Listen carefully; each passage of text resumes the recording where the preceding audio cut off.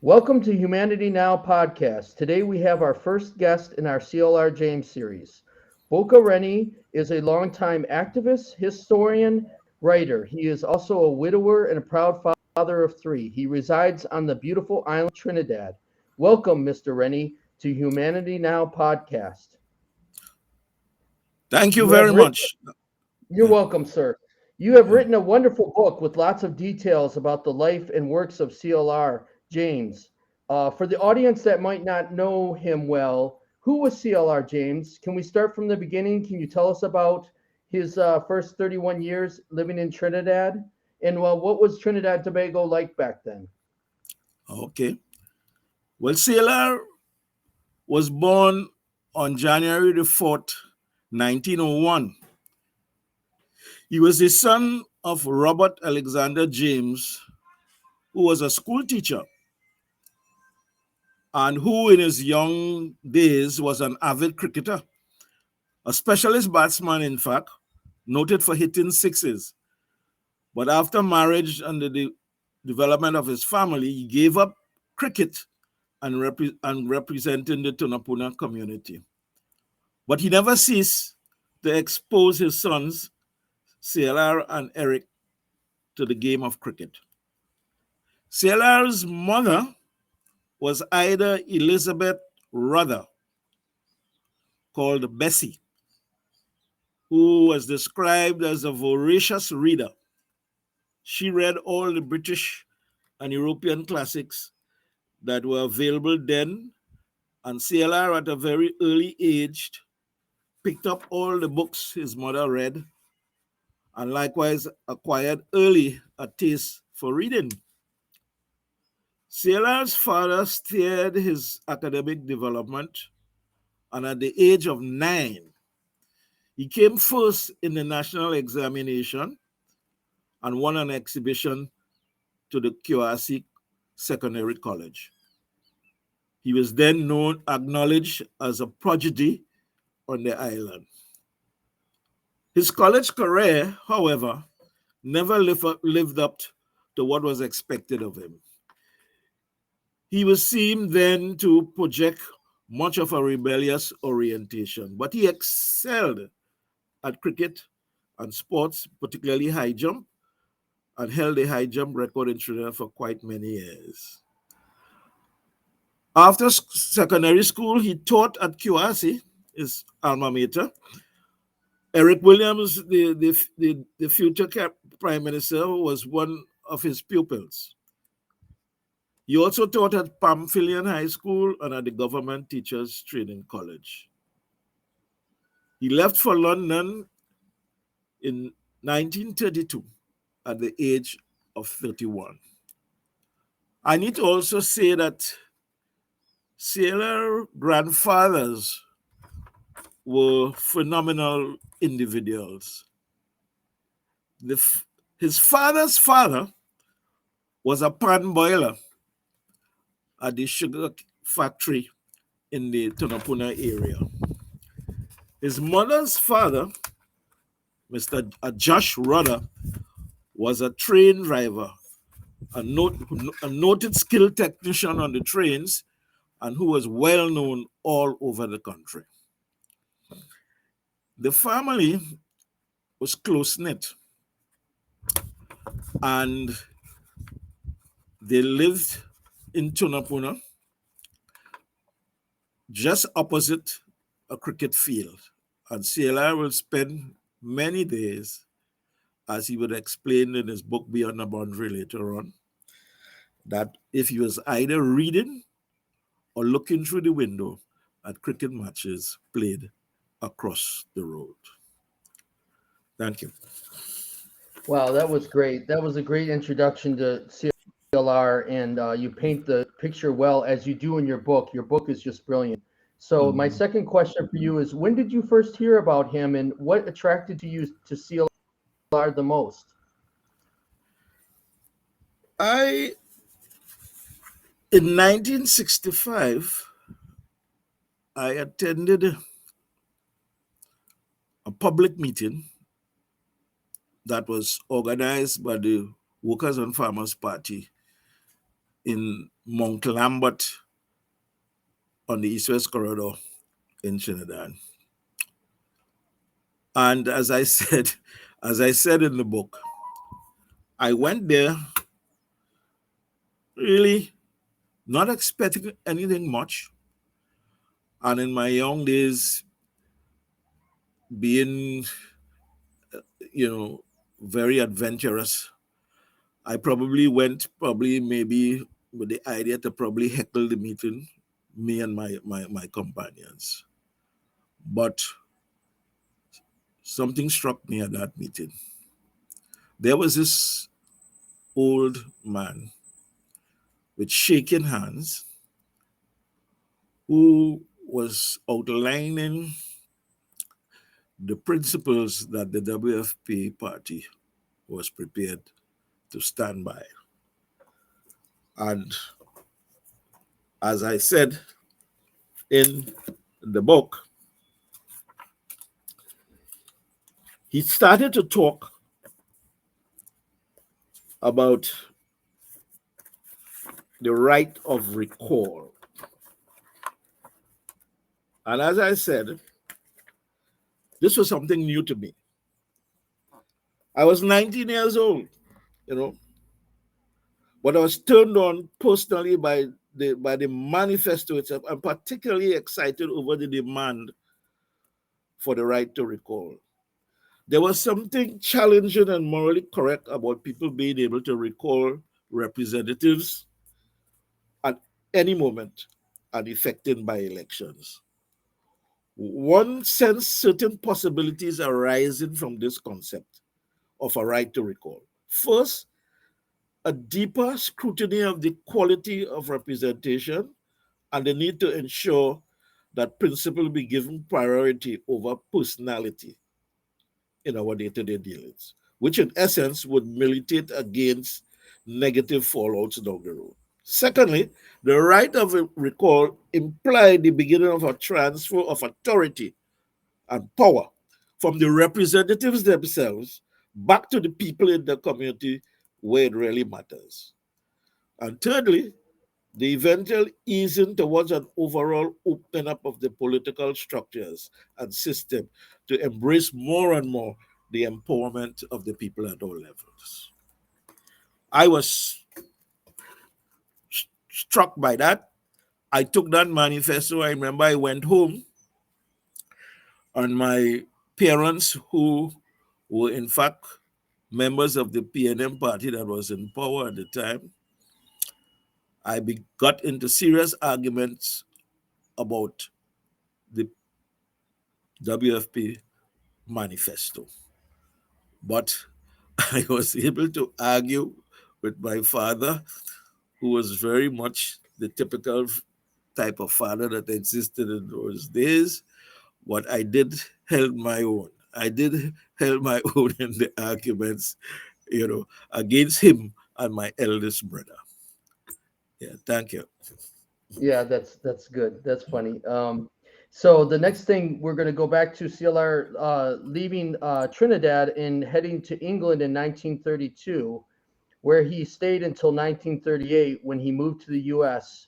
He lived in the U.S. from 38 to 1953. Can you please tell us some of the things that he accomplished in this period of time?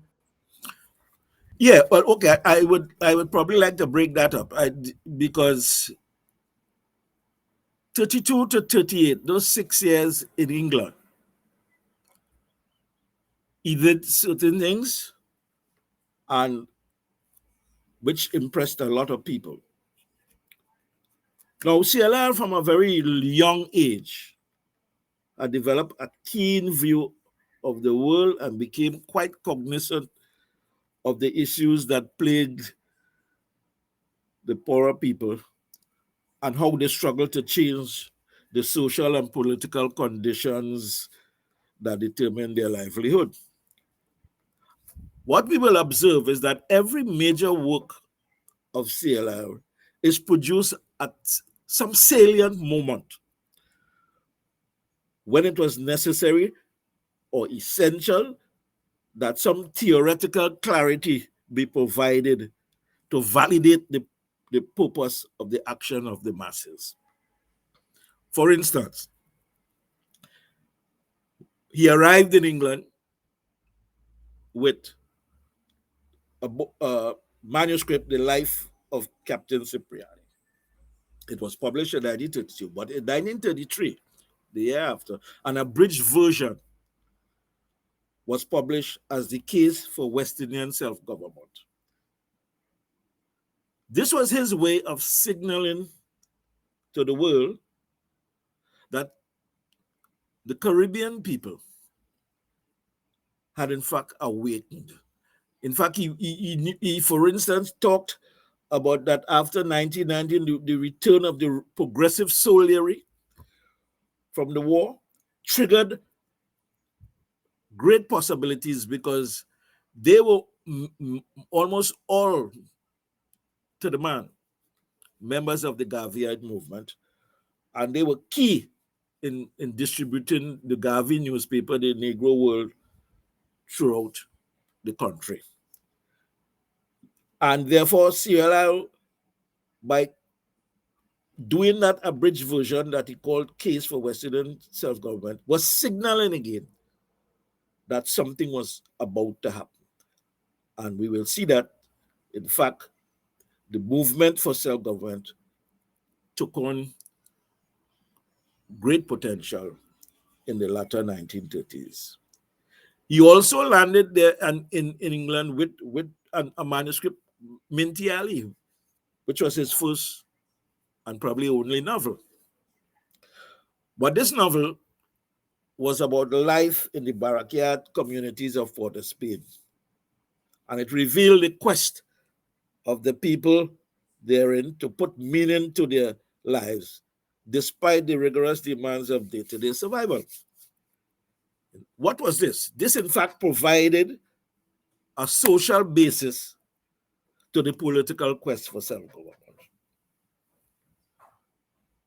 So, within that first 3 years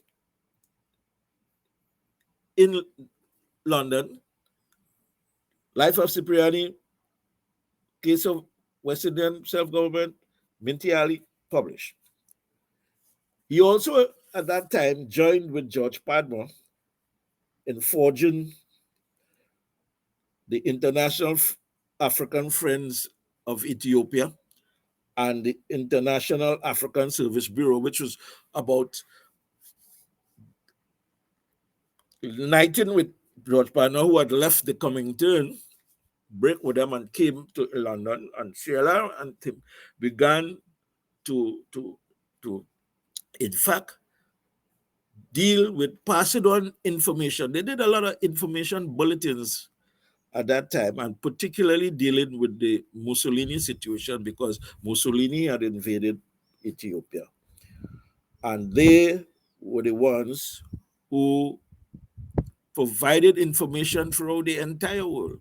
In fact, getting dock workers to cease handling ships, Italian ships, all through the Caribbean and certain parts of Europe. Right? Again, that was a tremendous contribution.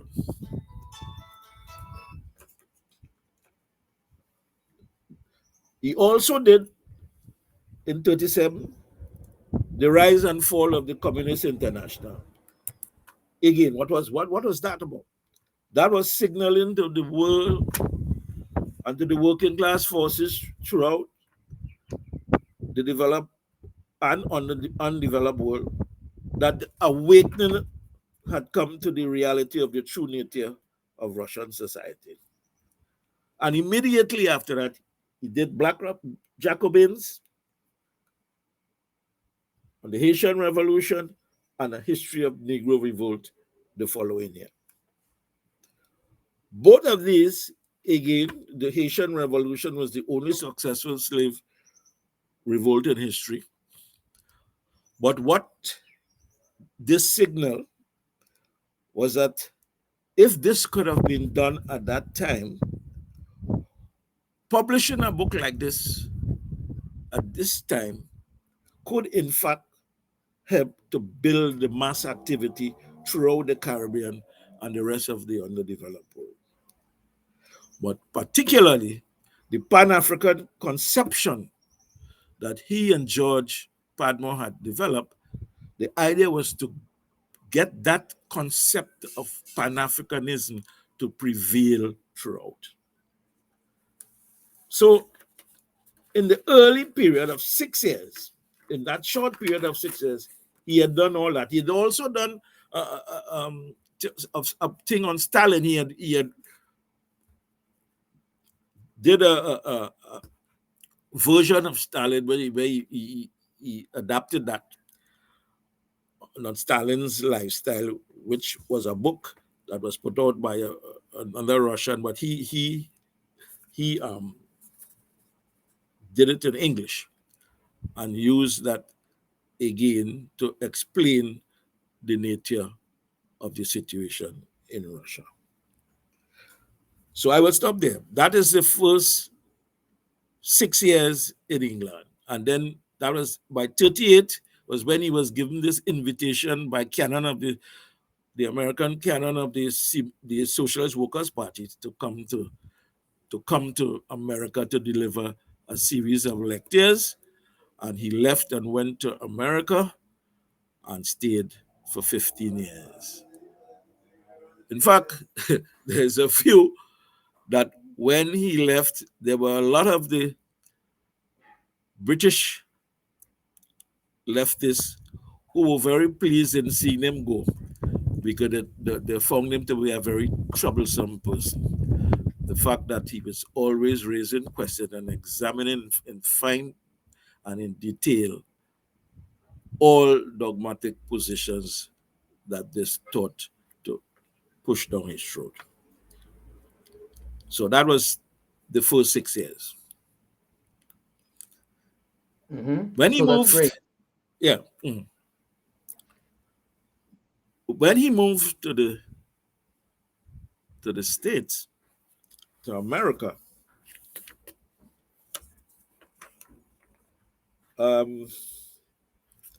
he began to deal with the situation that he met there. And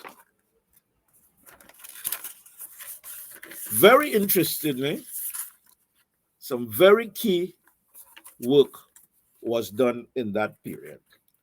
And I'm talking here about, first and foremost, Notes on Dialectics and State Capitalism and World Revolution. Now, these two documents examine in detail the nature of Russia as a state capitalist society. He had forged alliances with key people who helped with that. Raya Deskunievskaya, who was in fact Trotsky's secretary in Mexico, and Grace Lee Boggs, who is now Grace Lee Boggs because she married Boggs. These two women were, as he said, were really important to the work that he did, because they did a lot of the research, and because of the fact that they were familiar with the Russian language and the German language, they were able to clarify a lot of the evidence that was provided for him to do Notes on Dialectics and State Capitalism and World Revolution. It was a sign to the world that new formations would erupt. Again, always specific to what he felt or what he sensed would be happening among the masses of people. He says that the people within all the various social sections will define their own demands relative to their specific relationship to capital as an objective social force. And all will bring their own demands to the common table. He said in Notes on Dialectics, and I quote, "Thought is not an instrument you apply to content. The content moves, develops, changes, and creates new categories of thought that gives them direction." So is that action takes place, new categories emerge, and new thought is categorized to deal and to explain the new happenings. He's very clear on that. He took a position about the struggle of the African American. You know, he was very clear about that. He said that it had to be that the workers, the black workers in the United States cannot simply be asked to join with the white workers under the leadership of the Communist Party. He was clear that the black struggle was a struggle with its own vitality and needed to be independent and to come to the table with its own demands and requirements. That eventually would expand not only to black workers as such, but to all other sectors, students, women, unemployed, everybody. Because of their relationship to capital, will now have their own specific demands and would come to the table with those demands, and they must be given equal recognition. The other thing that CLR did in that period, that was in 1952-53, and this was after having written all these a number of documents under the name J.R. Johnson. Raya wrote under the name Freddie Forrest. So the tendency that they developed, which eventually broke with the Socialist Workers' Party and Trotsky's Fourth International, became to be known as the Johnson Forrest tendency. And he, after a while, was being sought by the immigration authorities because he wasn't legal in the States. He had come to deliver letters for a while and he had overstayed his time. And now he was also being regarded as a serious leader among working class organizations in the country. So immediately, the authorities began to zero in on him. That is how he ended up on Ellis Island, incarcerated there.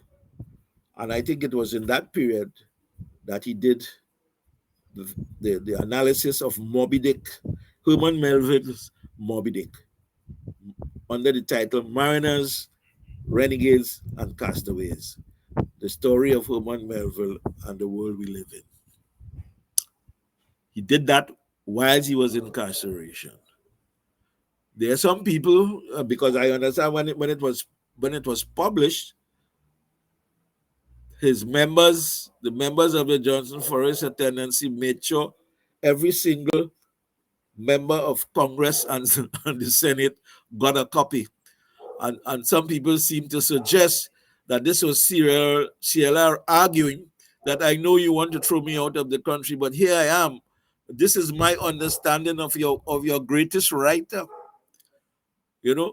Are you going to throw me out of the country? Someone who has such an understanding of American civilization and who can, in fact, do such an analysis of your greatest writer, Herman Melville. CLR, on the other hand, said that was not his intention at all. He had his insights and he was compelled to express his insights. If they wanted to throw him out of the country, throw him out of the country. That was not the purpose. The purpose, of course, as always, was to get the masses of people to see what was happening to civilizations. As he says, Herman Melville in Moby Dick is saying that society, and I'm quoting here, is way out at sea in no man's land, seeking something. He said you either feel it or you don't. But surely a society is going somewhere, from somewhere, seeking something. What society? Going where? Seeking what? I have tried to answer. Unquote. In other words, he took this book and extrapolate from the story of Moby Dick that Herman Melville was saying that civilization had reached a particular point and there was need for certain principles to be re-examined, and people's lives and livelihood needed to have further meaning in this new situation. I said to myself, this was CLR's bye-bye to America, because by 53, he left before Yeah. before he. So I normally, when I'm talking about this to people, I say the big man decided to give them a bye-bye. He said, bye-bye, I am gone. But See ya. what a bye-bye. What Yeah. a bye-bye. Mariners, renegades, and castaways. I recommend that to everybody. Okay? So after that, he's back in England. And what happens? The Hungarian Revolution. The Hungarian people break with the USSR and began to move against Russian totalitarianism. It brought to light a government of workers' councils. The workers' councils took control of all production sites and sent representatives to a coordinated body that was declared the government of workers' councils in Hungary. Of course, brutally, they were destroyed, but CLR once again attempted theoretically to explain the importance of what happened there. He did two documents, really important. In 56, he did Every Cook Can Govern. Every Cook Can Govern. And in 1958, he did Facing Reality. Okay? Which sought to put that new experience into a political encapsulation. Okay, so I will stop there for the moment, because when the next major documents that I think he did would be when he came back to the Caribbean in 58 and joined the whole struggle for the emergence of the Federation of the West Indies. Yes, And then that leads me to my next question, which is what sets your biography apart from other books I've read uh, is that you spend a lot of time talking about CLR's influence in the Caribbean. In your mm, book, you go into great detail in his involvement in the 1950s and 60s in Trinidad and the Caribbean, I should say. Can you mm. please tell us more about this period and what was going on? Yes, CLR was invited by the name don't come to me right now, but he was invited by the British official that was in fact putting together this federation.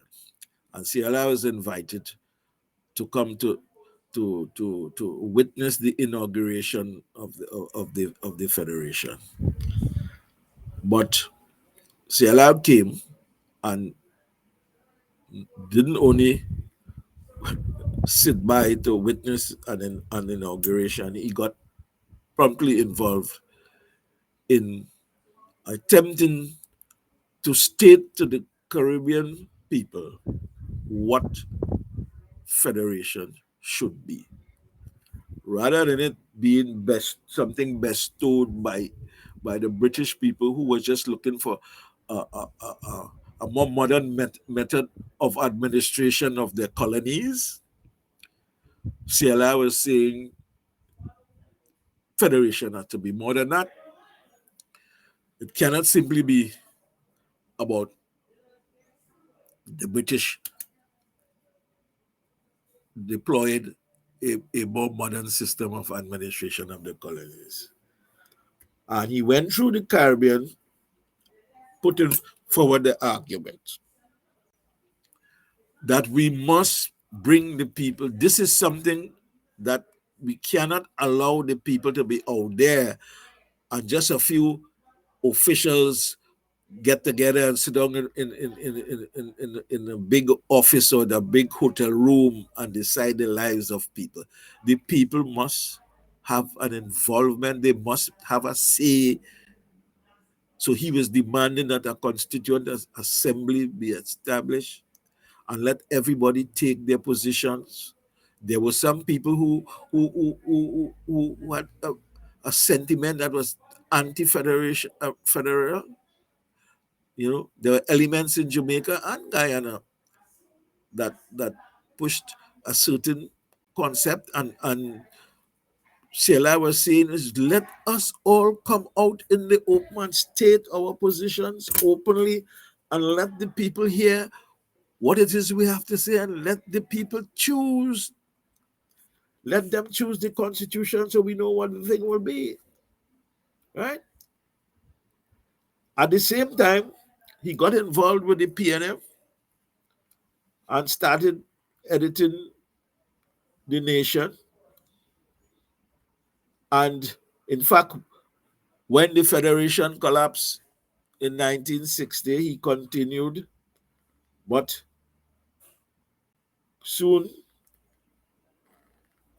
he realized that he had been working within the PNM under great restraint because he always told himself that, listen, I am here and I will do what the leadership of the PNM wants to do, and I will deal with that, and I will try to encourage and try to fertilize something else that will take it beyond what they had in mind. And he said he was dealing with restraint all along. But after the collapse of the federation, and he realized that there were people in the hierarchy of the PNM who were interested in getting him out. He did two things. He wrote two pieces, again within the same perspective as I have said. He always did something to explain his position and to explain the new theoretical positions that was coming out of the people who were demonstrating a direction, and his approach was to clarify that direction. So he did modern politics in 1960, where he went to the public library and he delivered a series of lectures in which he told the people of Trinidad for the first time what his politics was about, who he was, and what his politics was all about. In other words, he removed all restraints, and he was prepared to speak out openly about what he was about and what his life's work all these years had been about. Okay, of course, he was expelled by the hierarchy of the PNM, and at that point, he did a critique of the PNM. It was titled "Party Politics in the West Indies." This was done in about 1962. But even in Party Politics in the West Indies, which was his critique of the PNM and its leadership, he constantly was talking and advising and calling on the the leader of the PNM to build the party, build the party, build BUILD, the party, Bill. Bill was the short name for Eric Williams. Build the party, Bill. In other words, you have an organization, it is spread right throughout the country. You have units, party units. You have a general council, right? In which people from all over the country send their representatives. And there are people in the general council who stand up and take serious positions. In fact, there was a one woman who got up and passed and initiated a resolution that CLR be given back the job as editor of the newspaper. And she got solid support of the general council. But of course, the hierarchy completely ignored Yuna Mohammed, the woman from San Fernando who had promoted that resolution. So he walked away, went back to England, and continued doing his reporting on cricket and whatnot. And by 1965, I had gotten a job to cover the Australian tour of the West Indies. And he went to Jamaica. He fell ill there and had to go back to England for treatment. And then he came to Trinidad to cover the Trinidad piece of that very same tour. And end up in a situation with the PNM attempting to pass the ISA, rushing it through the house. And the country in turmoil, right? State of emergency, and then immediately the state of emergency was extended to include Baratawe, where CLR was staying at his sister. You know, so that situation led him to look at what was happening in Trinidad and to say to the people, if there are people out there who are serious and are willing to object to the passing of a horrendous piece of legislation that was to curtail working class activity within production, you see, anybody who's serious about that, I will join. And in fact, when Stephen Maraj, who was at the time was the leader of the opposition, because the leader was outside, was not in the country, and he realized that there were a number of people, even in the opposition, who were supporting the ISA. And Stephen Maraj was prepared to expel people from the opposition for supporting the ISA. But at that time, the true leader came back and of course, expelled Sudan, expelled Maraj from the DLP, and that led to the formation of the WFP, and CLR joined that. And he was very much involved. If you read the manifesto of the WFP, you will see clearly all the signs of CLR's thumbprint. What I would say is that, well, they didn't win the election, they didn't win a seat. I think most of them lost their deposits and all of that. But what you can do if you read the WFP manifesto, you will see that later on, almost everything that was the major planks of that manifesto were eventually, as time went on, introduced in the modern era of the 70s and 80s. I would stop there for the time. Yeah. Okay. Uh, Okay, I'm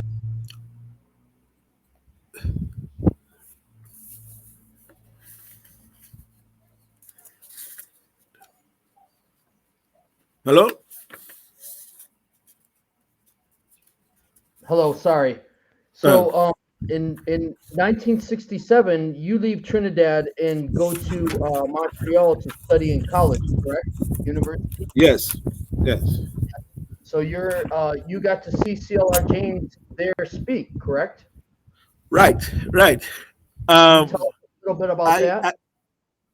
I I left in 1967 to go to Sir George Williams University in Montreal. When I arrived there,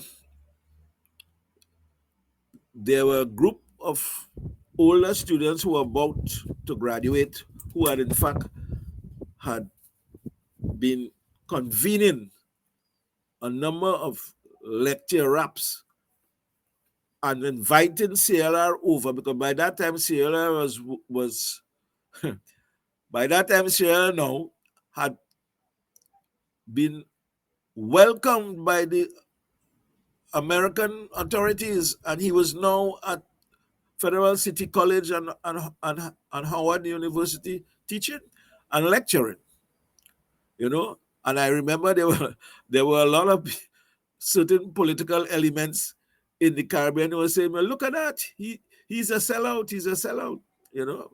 But he was never a sellout. What had happened is that CLR had gone back to England, and all his writings had begun to be treated with certain kinds of respect. And he became, as his nephew said, nephew Darkus Howe said, he was like a star. Everybody wanted CLR to come here to talk, to lecture, because he understood British society much better than some of them understood it. And they came to him consistently and over a period of time, demanding that he come to address certain issues and to be televised and whatnot. So CLR became a superstar. Right? So we could see what happened is that the America authorities who had a certain view of him, J.R. Johnson, in 58, by the 50s, 52, 53, and 56, I developed a completely different position. Okay, and when he had wrote Every Cook Can Govern, and when he took that position, facing reality and fully exposed Russian totalitarianism, well, yes, of course, he would be seen in a completely new light and be welcomed on the shores of America. So he was there. And he used to come to Montreal to deliver speeches, particularly at the Montreal group, Caribbean Students Organization. And in 66, the year before I arrived, he had delivered a lecture that was titled The Making of the Caribbean People. I got a copy of that, and it was a complete blow mind for me. I'm going to read a piece from that document. I'm quoting CLR. The Negroes who came from Africa brought themselves. The Amerindians could not stand the impact of slavery. Chinese came afterwards and couldn't make it. They couldn't do the work. The Europeans tried Portuguese laborers. They were not successful. People of African descent, the African from Africa, made the perpetuation of Western civilization possible in the West Indies.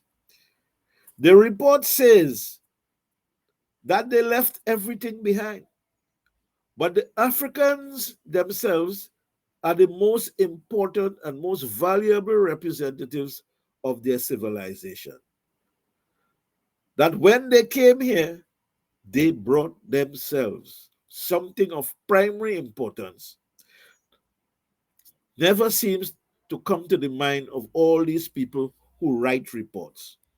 Now they go on to say that, quote, the Negroes had one function only, the provision of cheap labor on the estates owned and managed by Europeans for the production of their valuable export crops. They lost their language, customs, and religion, and no systematic attempt was made to substitute any other, unquote. CLR says they lost their language, yes, but they rapidly mastered the English, the French, and the Spanish languages. So if they lost their language, it is necessary to say that they had to learn new ones, and they learned them very well. They could do that being the people that they were. I remember reading that and being completely bold. It transformed my perspective of my own self and my perspective of my race. They came with themselves. And they, having come with themselves are in fact the best reputation of the culture that produced them. I never forgot that. That blew my mind completely. And as I said, it changed my perspective of how I operate. I think it also gave me confidence, a self-confidence. As a young black man growing up in the Caribbean, you somehow you're told that you are a descendant from the enslaved people who had nothing, who had no culture, who had this and that, of course, which were all lies, right? Push simply to keep us to accept an understanding that of inferiority, you know, and that was always there. I mean, even in your most militant days as a youth growing up, you felt certain things that you couldn't put into words, and you stood up for certain things that you never fully understand why you stood up, you know. But nevertheless you stood up, and you refused to back down on certain things, and you didn't understand why. But that document, the making of the Caribbean people, is a document that I recommend to all young black people in all parts of the world because of the perspective that it brings to you. Now, in 1968, I'm just 1 year now in Montreal, and the Black Writers Congress takes place in October. And I remember again CLR. Now my I had a little role in the Black Writers Congress. I was given the task to examine the credentials of all the foreign press. And I had to look at their situation, examine their credentials, and seat them accordingly. Now, I was on a balcony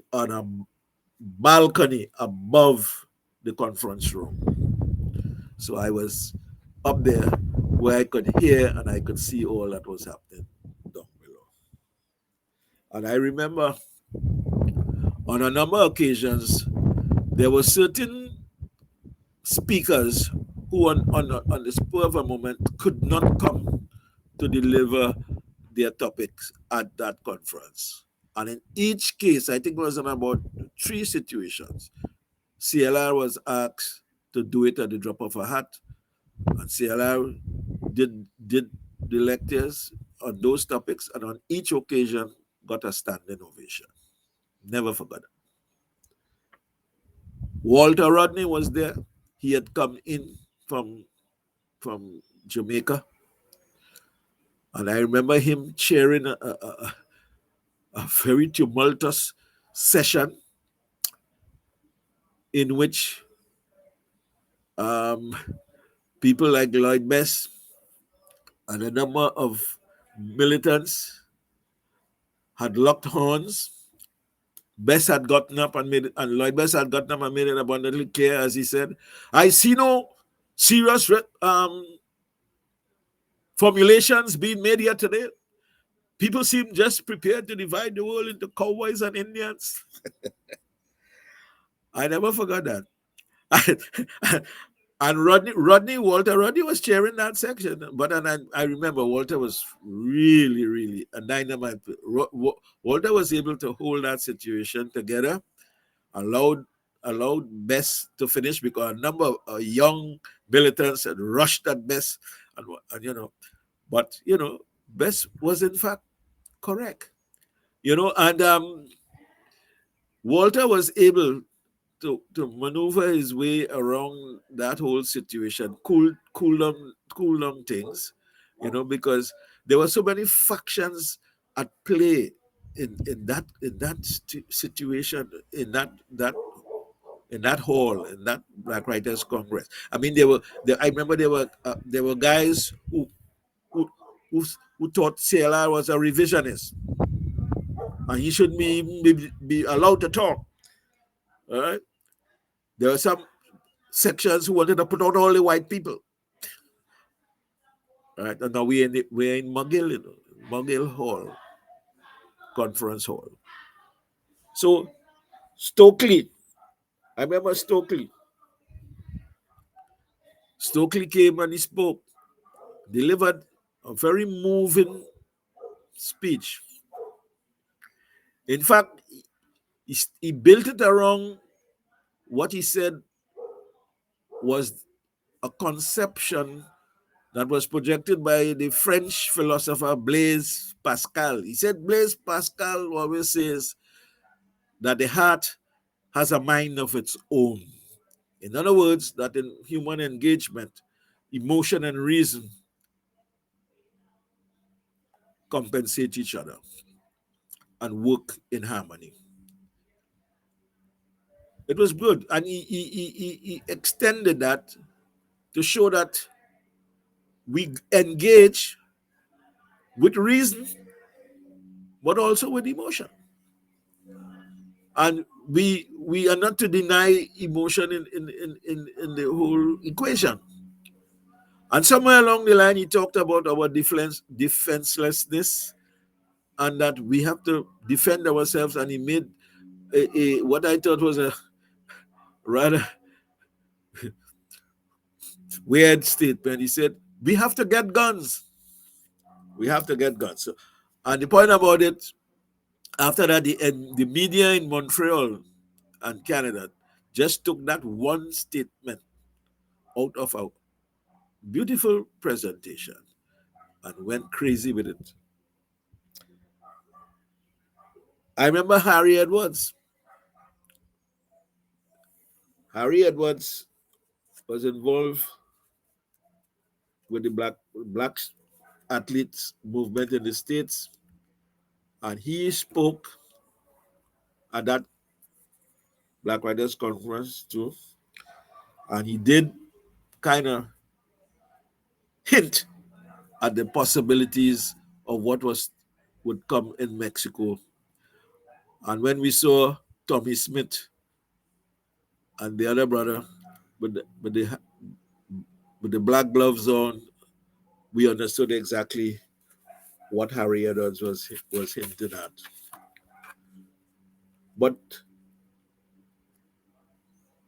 CLR's nephew came in from England and he delivered a statement that he was a member of the Renegade Steel Orchestra in Trinidad and that the Renegade Steel Orchestra had outlived the Federation. It was such a powerful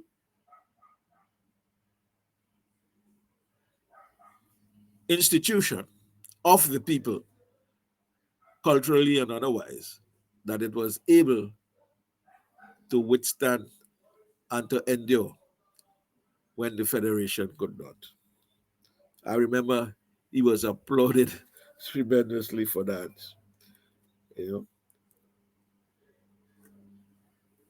the Black Writers Congress helped to kind of increase the tension in Montreal. Now, remember, the Vietnam War was on, draft dodgers leaving, running away from the draft, didn't want to fight and to go to fight in Vietnam, and they followed the direction of the Underground Railroad, Harriet Tubman's Underground Railroad, and ended up in Montreal, and there were safe houses in Montreal established to take care of these people and to get them organized to change their lives and to take new lives in Montreal. All this was happening, and then the Sir George Williams issue blew up. Now, in 68, too, Martin Luther King was assassinated. And in Montreal, I remember distinctly, we had one of the largest uh, funeral parade outside of America was in Montreal. So I'm saying all of this to suggest that Montreal was the level of consciousness that was permeating the lives of people in Montreal was in fact quite intense, you know. And when the situation in Sir George blew up,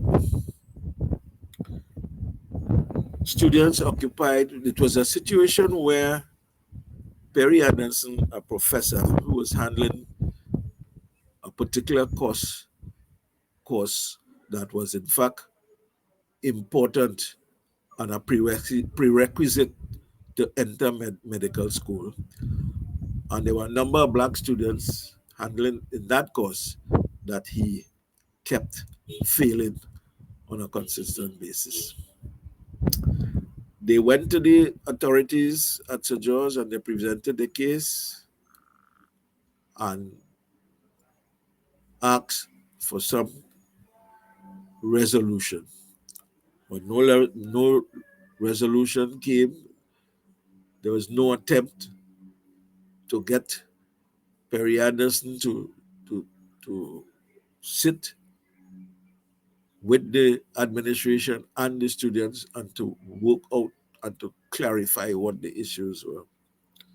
Never happened, as a result of which the students occupied the computer center,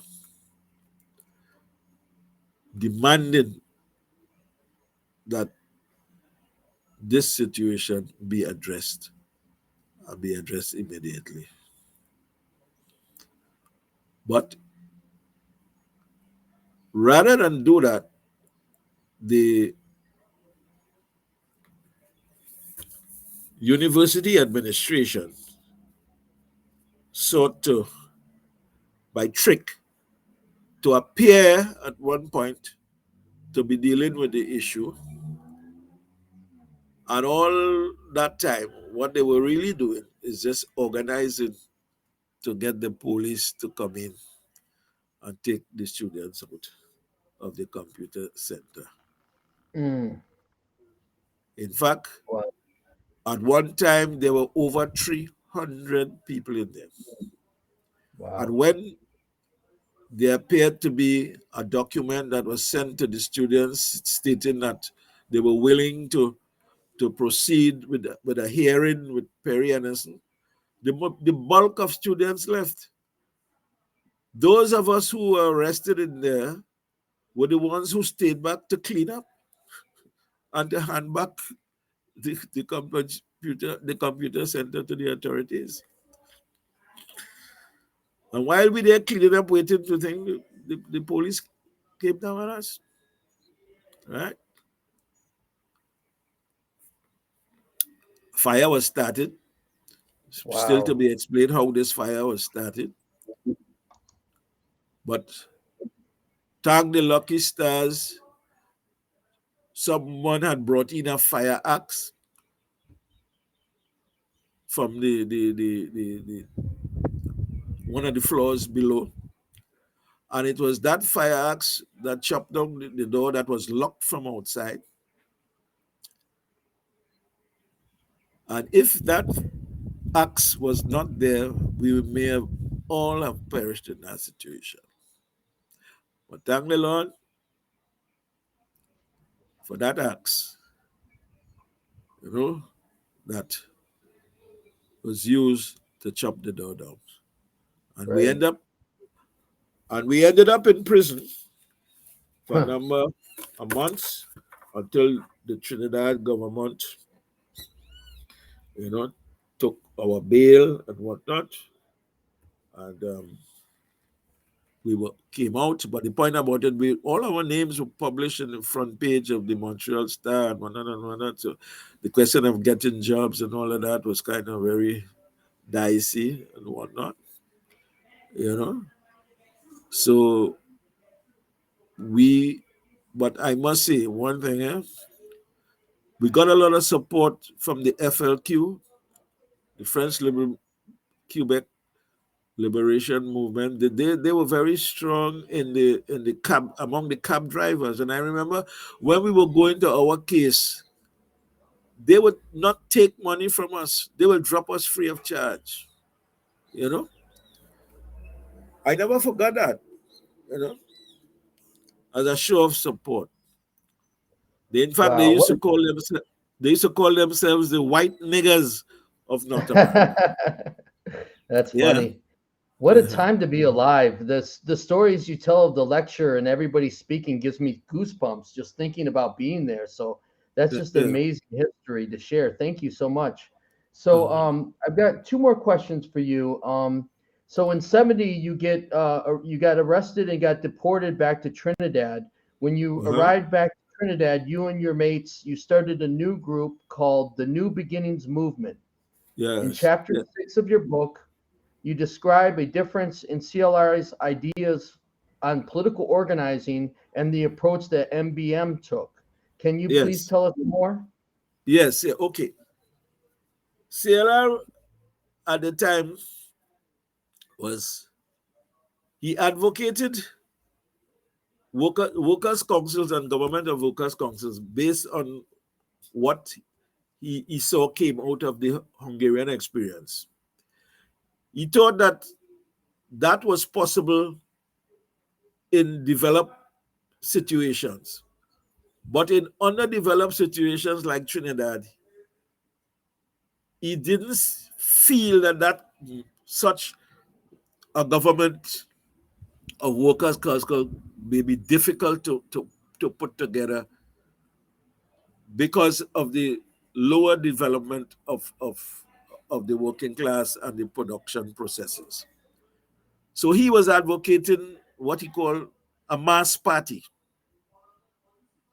which is a party with some mass content.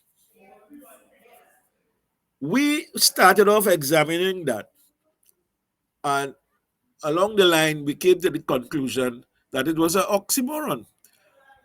You know, mass and party just were a contradiction of terms. A party will always be a strategy, it will always be a smaller unit. The mass movement is where the people in their communities, whether on the work sites or in the communities, to the very last man, emerge as a force, as had happened in 1970 in Trinidad. So we were saying that the party has to be a strategy geared to bring the mass movement forward. But to use the term mass party could cause problems in tactics. All right? And we launched, and I must, well, most of the people are now deceased. And I'm talking here about people like Franklin Harvey, deceased, Dacus and Staffers Howe, deceased, who were nephews of CLR, Ainsley Mark was a professor and taught at the UE. Douglas Gregg, one of the young students when we formed New Beginning, who led a group out of the Hillview College and brought the whole group to join the New Beginning movement. He's also gone. My two brothers, Dr. Kendrick Rennie, who ended up being the president of the Public Service Association. He is also transited and gone. My elder brother, Winston Rennie, who was at Lakehead at the time when I was in jail in Montreal. In fact, both of them, Kendrick was in Howard, Winston was in Lakehead, and I was in jail. But I remember when the day that I was given bail and I walked out of the prison, the first two people I saw were my two brothers. And I remember one coming to me and saying, "Look at you, you always the first to do something." Even make a jail. Yeah. Yeah, but they are gone now. Both Winston, who was an economist and at one time was a senior economist with the Public Utilities Commission. But they were all members of the New Beginning movement, and they all played roles in things. Because when we launched, we had a major newspaper called the New Beginning, right? And we encourage people who came to our office, our headquarters. We always used to say, when you come to the New Beginning office and you ask to join, we say there's nothing here to join. If you live somewhere or you work somewhere, you have to initiate some collective or small group, and that is what you will be known as a leader or a member of that collective group that you have there. And from there, you will become a representative in the New Beginning headquarters. So there's nothing in New Beginning headquarters to join. You go out and you initiate.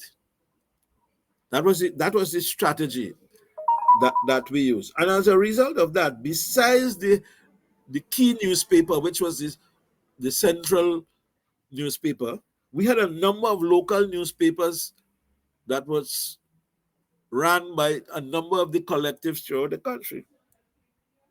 We had the Pipe Fitter, which was managed by the Wassa Collective. That was a collective in the Water and Sewage Authority. We had Crack Cracker, which was run by a collective involved in the oil industry. We had Combat, which was a paper managed by a collective in the Faizabad community. The Dial was managed by the Arima Collective, which was headed by the Ainsley Mark, who I talked about earlier. Right? Hardback was a newspaper, a local newspaper put out by the collective headed by Douglas Gregg and the UE workers. He's another one who has died. Right? Moncojo was a newspaper that kind of represented the Monrepo, St. Joseph area in San Fernando. Right? Stingray was a newspaper put out by progressive public servants. The person who headed that was the same brother of mine, Dr. Rennie, who died. As a result from that, he ended up as a president in PSA. Then the Sugar Workers Action Committee, there were a number of local bulletins that was put out by the people in the sugar belt who worked along with us. All right. Franklin Harvey, who was a Grenadian and was a civil engineer who lectured at UWI, he eventually left and went back home to Grenada and did not stay.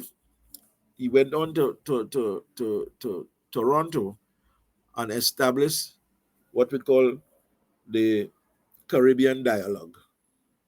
So all these newspapers and bulletins were all connected and a part of the New Beginning movement, right? That was the strategy. And we felt that at some point, we would like to branch off into the Caribbean. And all the new groups that emerged after that carried the prefix new were all directly connected in some way or the other with New Beginning. New Jewel Movement, Grenada, New Abeng in Jamaica, Movement for a New Dominica, because I remember Movement for a Dominica, that Bill Revere was the one who launched that. The very first fundraising function of the New Beginning movement in Trinidad was held at the home of Bill Revere, who was a lecturer at St. Augustine. Right? And he eventually moved on and started a movement for New Dominica in Dominica. So what we were seeing was a spread that was taking place up the Caribbean. And we conceptualized what we call Pan-Cari, which is Pan-Caribbean Revolutionary International. And we thought that at some point we would base something called Pan-Caribbean Revolutionary International Bureau. In fact, we wanted that bureau to be established in Grenada, right? But it was not to be. All right? The New Beginning stated clearly in a section we had at the back of all our documents what we want, and started off by saying a society where the development of human beings rather than property and wealth is the main purpose of all activity. And we're looking for a government of people's assemblies. We were talking about working towards assemblies of the people, both where they live and where they work, eventually collating in area assemblies, and then collating later on in a national assembly, a new form of government. That is what we were working towards. That's But brilliant. as I said, we worked and we did a lot, and we influenced a lot of happenings and educated a lot of young people in the Caribbean. That's great. That's brilliant. So I'm going to follow up with one more question. Uh-huh. We're going to begin the podcast with a video of your speech at the cemetery, CLR's gravesite. And you talk about humanity in CLR's position on humanity. Can you please explain that a little bit further? Of his humanity. The point is,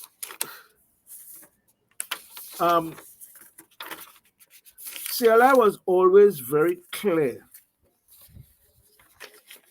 that his cardinal principle was that the creative energies of the masses of people is what provides provides the fuel for all significant socio-economic development. Right? That was his cardinal principle. And we are of the view that today there's no demand for any monolithic international party or structure to seize control of the mobilizations from below. That is what we have to tell the young people, the generations of young people that are active today. Do not look for any demand for any monolithic international structure, but look for a combining of freely associated structures that fueled from below. We said there has to be circles of political activists taking up the responsibility to coordinate the mass protest mobilizations using all the available modern technology and available social media to build the networking of workers' councils and community assemblies. Right? That was CLR's view of humanity. And it is that view of humanity that allowed us to develop a strategy that will guarantee such an evolution, political evolutions. We say today's generations do not have to be enclosed in classrooms to be educated to what needs to be done. Their very day-to-day life engagements, utilizing all the modern conveniences, have provided them with the wherewithal to do what has to be done. Right?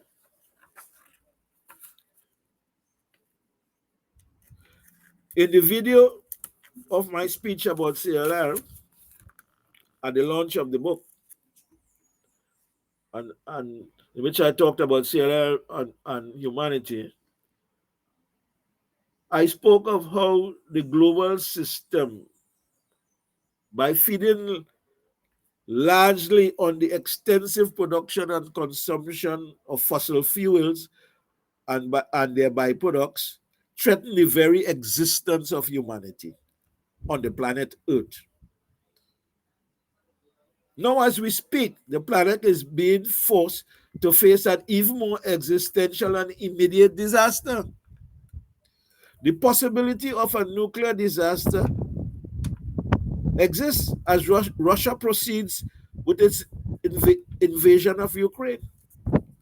One would have thought that having experienced World War I and II, that humanity would have learned its lesson and will today resolve all disputes with human reasoning. It seems we have learned nothing. But after World War II, 54 governments met in San Francisco and began drafting the United Nations Charter. And they outlined the following UN objectives. 1, the maintaining of international peace and security. 2, the protecting of human rights. 3, promoting sustainable development and social transformation. 4, providing aid to areas in need. 5, upholding international law. If 54 governments of the world got together and began drafting that, today 193 states in the world are saying that they support the United Nations Charter. Yet we seem to be on the brink of World War III or a nuclear disaster.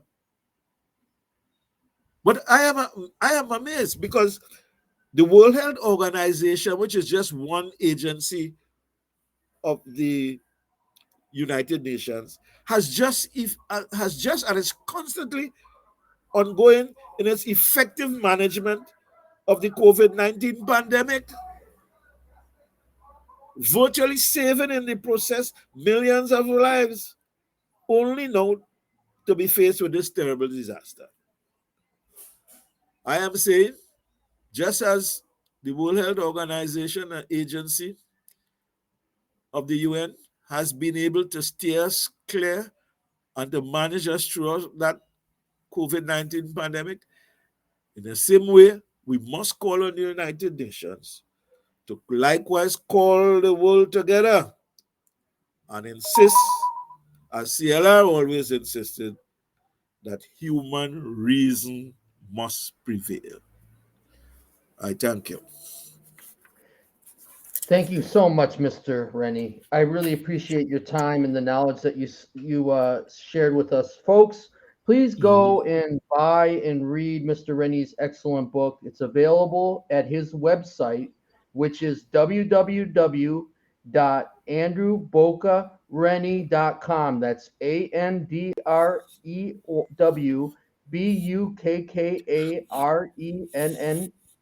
AndrewBukkarennie.com.